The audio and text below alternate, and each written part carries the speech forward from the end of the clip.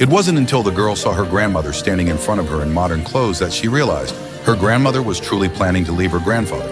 As it turned out, her grandmother was a time traveler. 40 years earlier, she'd accidentally traveled back to ancient times. Back then, her grandfather had used up all his military merits to secure an imperial edict from the emperor, all just to marry her. But holding modern values, her grandmother had set a rule. You can only marry me for the rest of your life. For 40 years, the two had been deeply in love, and her grandfather had never once grown tired of her. She'd always thought her grandfather would keep that rule forever. But to her surprise, when he returned triumphant from the northern borders that day, he brought back a young, beautiful woman. 这是如烟，我这次能大胜归来，多亏如烟舍命相救。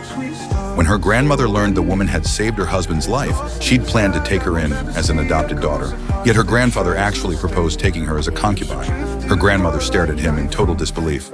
My grandfather argued, she's a fragile woman with no family or relatives. How could I let her down? As he spoke, the woman knelt down and begged her grandmother to take her in. Before her grandmother could say a word, her grandfather added, I've been married to you for 40 years, and I've only been with you. I've kept my promise. Then he took the woman's hand, determined to make her his concubine.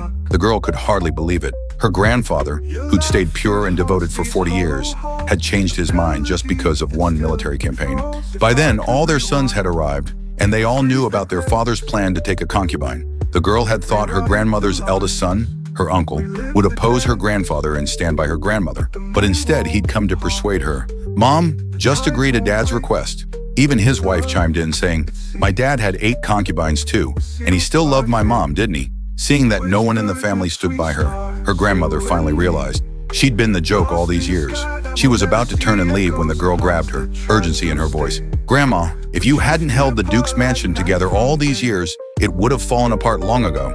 But her grandmother just shook her head, indifferent, and said, from today on, his business has nothing to do with me. Then she turned and walked away without looking back. 我从未见过如此决绝的祖母，她仿佛下一刻就会彻底毁了她所谓的那个世界，永远不再回来。 On the night of the concubine's arrival, her grandfather never heard a word from his wife. He felt he'd remained faithful to her for 40 years, and now just for taking one concubine, he couldn't even get a little understanding. It left him feeling disappointed.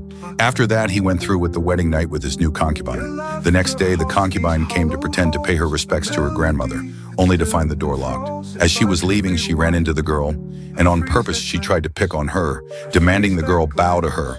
The girl stood her ground and fired back. At that moment, her grandfather suddenly appeared from behind them. The scheming concubine quickly dropped her arrogance and put on a helpless, coquettish act. Seeing how wronged she looked, her grandfather immediately raised his hand, ready to discipline the girl. 住手！